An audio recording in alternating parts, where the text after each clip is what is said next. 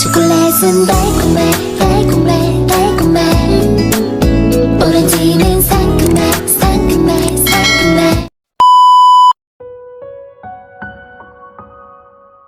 Nang matapos silang maghapunan, kaagad na nag-ayos si Mel na maligo.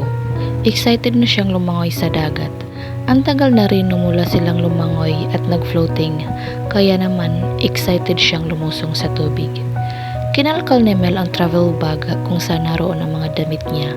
Dito lahat inilagay ni Johannes ang mga damit niya sa apartment nung kinidnap siya nito. Sana naman nadala nito ang swimsuit niya. Unfortunately, tanging ang kulay itim lang niyang bikini ang nasa bag niya. Heist. Dahil wala siyang ibang pagpipilian, isinuot niya ang itim na bikini at pinatungan lang ng roba. Pagkatapos ay nagtungo siya sa dalampasigan kung nasaan naroon si Johannes at hinihintay siyang napatigil sa paglalakad si Mel at napalunok nang makita si Johannes na halos wala ng suot. Tanging ang swimsuit trunks lang ang suot nito, ang tanging saplot sa katawan.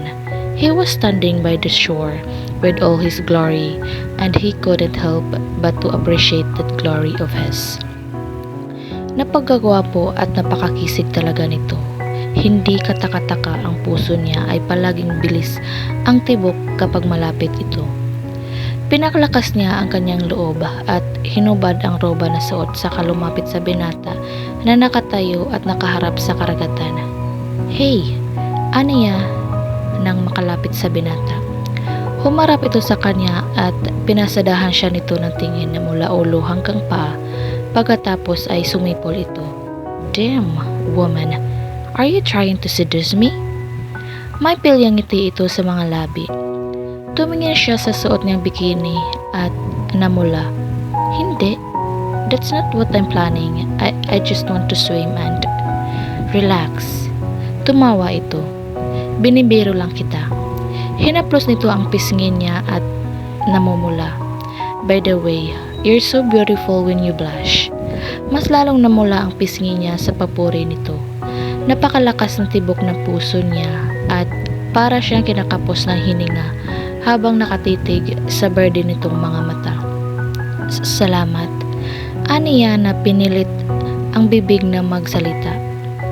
Gumuhit ang malapad na ngiti nito sa mga labi at imuestra ang kamay sa dagat. Come on, let's swim. Sige, excited niyang tugon. Nawala ang excitement sa mukha niya nang lumapit sa kanya si Johannes at walang sabing-sabing binuhat siya pa bridal style. Napatili siya pero kaagad din naman iyong napalitan ng matamis na tawa nang maglakad ang binata patungo sa dagat at naramdaman na sumayad ang likod niya sa tubig. Ang lamig! Tili niya at mas nanguyapit sa liig ni Johannes at sinubukang takasan ang lamig ng tubig. Johannes! Tumawa lang ito at naglagat patungo sa malalim na parte. Kahit anong gawin niya, paniningapit sa liig ng binata, nilamon pa rin ng tubig ang likod niya hanggang sa inilapag siya nito ni Johannes. Ang lamig! Nanginginig ang katawan niya at nagsitaasan ang balahibo niya. Her feet touched the sand below the water. Napapikit si Mel habang ninanamnam ang lamig ng tubig na bumabalot sa kalahati ng katawan niya. Malapig pa ba? Tanong ni Johannes kapag kuwan. Hindi na masyado, sagot niya. Nagpakawala siya ng isang malalim na hininga at nag-umpisang lumangoy. Huwag kang masyadong lumayo, paalala sa kanya ni Johannes habang lumalangoy siya. Tumigil siya sa paglangoy at humarap dito. Hindi ka lalangoy?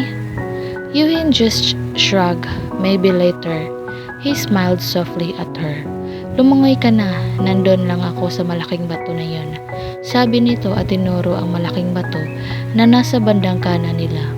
Hindi yun kalayuan. Ang kalahati ng bato ay nakalubog sa tubig samantalang ang kalahati ay nakalutang. Sige, kibit balikat niyang sabi sa kalumangoy patungo sa medyo malalim na bahagi ng karagatan. Hindi alam ni Mel kung ilang minuto o oras siyang nagtampisaw sa malamig na tubig ng dagat bago hinanap ng mga mata niya si Johannes. Kaagad niya naman itong nakita na nakaupo sa malaking bato at parang malalim ang iniisip na nakatitig sa dagat. Lumangoy siya papalapit sa binata. "Hey!" Pukaw niya rito. Walang reaksyon si Johannes. Umaikot ang mga mata niya saka sumampa sa malaking bato at inilapit ang mukha sa mukha ng binata. "Johannes to earth?" Sigaw niya. Napakurap-kurap ito at napatitig sa mukha niya na ilang dangkal na lang ang layo sa mukha nito. Mukhang hindi ito namalayan na nakaahon na siya. "Oh, hey!" Anito. Tumikhim ito. "Kanina ka pa ba riyan?" "Oo. Kanina pa kita tinatawag ang pangalan mo, pero parang bato ang kausap ko eh." Umupo siya sa tabi nito at tumingin sa karagatan. "Ano ba ang iniisip mo?" "Lots of things." Sinilip niya ang mukha nito at pinakatitigan. "Do you mind if I ask what you're thinking about?" May kalungkutang kislap sa mga mata nito at nakaramdam siya ng pag-alala para rito. Nagpakawala ito ng malalim na hininga at humarap sa kanya. "Bakit gusto mong malaman?" Nagkibit balikat siya kasi parang may kislap ng kalungkutan na sa mga mata mo. "I just want to know if that sadness I saw in your eyes has something to do with what you are thinking right now." Gumuhit ang nanoniyong ngiti sa mga labi nito. "Kung malungkot ako, anong gagawin para mapasaya ako?" Napasimangot siya. "Hindi naman kita gaano kakilala para malaman kung anong gagawin ko para mapasaya ka. Wala akong alam sa'yo maliban sa manyak at walang preno ang bibig mo." Mahina at itong natawa sa sinabi niya pagkatapos ay sumeryoso ang mukha. "Do you really want to know Johannes Vergara behind his maniac attitude and no filter mouth?" Ngumisi siya. "Oo. Gusto kong malaman ang mga hobbies, likes and dislikes ng kidnapper ko." That made Johannes chuckle lightly. "Yeah? You sure about that?" Tumango siya. "Sure ako." Idinipa nito ang mga kamay at napangiwi ng tumama ang isang kamay nito sa pisngi niya. "Sorry, I was trying to say fire away with hand gesture." Napailing-iling ito at tumitig sa mga mata niya. "Okay." Humugot ito na isang malalim na hininga na para bang naghahanda. "Once upon a time, there was a smug and egoistic boy. Dahil namulat siya sa mayaman sila, thanks to her hard-working grandparents who started the Pacific Pearl Shipping, akala niya makukuha niya ang lahat. And he did get what he wanted. Farm cars, clothes, yachts, and women. Nakuha ko yun lahat." Mapakla itong tumawa, "But there's still a hole in my heart. I'm not complete even though I have everything." And then college came. I went to Stanford. Yay how. I'm not just handsome, I have brains too. Just so you know, doon nakilala ko ang mga kaibigan ko at mga ka-business partners ko ngayon. After I graduate, I instantly took over my family's company. Mahina itong tumawa at napatitig sa kalangitan na puno ng bituin. "Alam mo ba na nalugi ang shipping line namin dahil sa akin? Galing na galing kasi ako sa sarili ko at hindi tumatanggap ng pagkamali. Hindi ko matanggap na ako ang dahilan ng pagbagsak ng kumpanya na tinatayo pa ng lolo at lola ko. God, punish me for being boastful. Our company sulk. I work hard after that. I work my ass off just for my family's company to get going. Umutang ako sa bangko at ginawa ko ang lahat para maibalik ang kumpanya namin sa dati nitong kinalalagyan. Buti na lang at kahit paano, naibalik ko muli ang kumpanya namin hanggang sa ang Pacific Pearl Shipping ay isa na ngayon sa may yagpag na shipping line sa Asia at Amerika." Tumigil ito sa pagsasalita at bumaba ang tingin sa karagatan. Kakabit ng pamayagpag ng Pacific Pearl ay ang kababaihan na halos sambahin ang nilalakaran ko. Flocks of women line up to pleasure me. Gago ako eh. Sinamantala ko ang pagkakagusto nila sa akin. And then I reached the age of 31. Now, want to do this, manage my family company.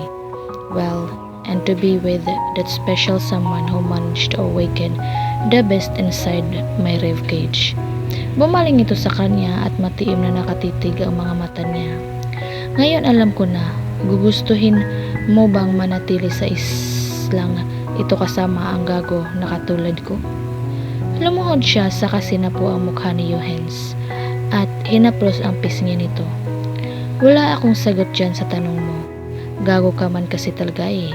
You kidnapped me. That's enough para masabi kong gago ka nga. But here in the island, you showed me a different side of Johannes Vergara at gusto kong mas makilala pa kita. So, I'll stay. Talaga? Parang hindi ito makapaniwala. You'll stay? Hindi ka aalis? Oo, para namang may choice ako.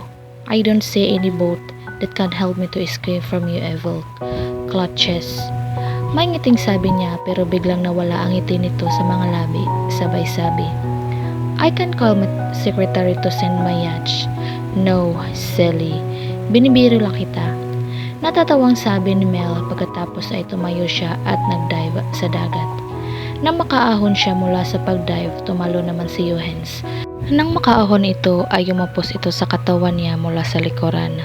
Humilig siya sa dibdib nito at tiningala ang buwan. The moon is full, aniya.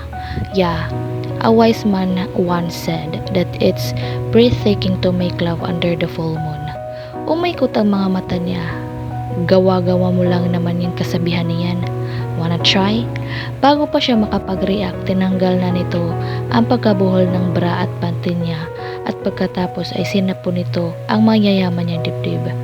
Napamulagat siya at napasinghap ng dumako ang isang kamay ni Johannes sa pagkababaya nilalaro ang hiyas niya. Napasabunod siya sa basang buhok ng binata na pumasok ay isang daliri nito sa loob ng pagkababae niya. Johannes, napaungol siya. Ang kamay niya ay malakas at nanggigilgil na pinisil ang gilid ng pangupo niya. Put your 2 finger inside me, please. Parang kapos na hininga na sinunod ni Johannes ang sinabi niya. He put 2 finger inside her and he thrust them in and out inside her, making her moan loudly. Pinaharap siya ni Johannes at nilukamos ng mainit na halik ang mga labi niya. Ipinasok nito ang dila sa bibig niya at hinalikan siya na para bang pag-aari niya ang bibig niya. Mukhang hindi ito nasihan sa posisyon nila kaya naman tumigil ito sa ginagawa at pinangko siya kapag kuwan ay dinala siya sa dalampasigan. The moment they reached the shore, Johannes quickly took off his swimsuit trunks. Pagkatapos ay hinawakan siya nito sa kamay at iginaya pahiga sa buhangin. Humiga si Johannes sa dalampasigan samantalang siya naman ay nakaluhod sa buhangin sa tabi nito. Matiim na nakatitig si Johannes. Gusto kitang angkinin, Melanie, pero ayakong akitin ka para lang maangkin ko. Gusto mo, then have a fist. He gestured his hand on his own body. Kung ayaw mo, feel free to leave me out there. Dumako ang tingin niya sa daan patungo sa bahay nito pagkatapos ay ibinalik niya ang tingin kay Johannes na nakatitig sa kanya. It was her decision and she decided to stay unfazed on his yummy body. Mel lifted her body, straddled his waist and wrapped her hand around his manhood. She guided his thick and long erection inside her. Sabay silang napaungol ng binata nang pumasok ang kahabaan nito sa loob niya. You feel so good, Melanie. Kapos ang hiningang sabi nito.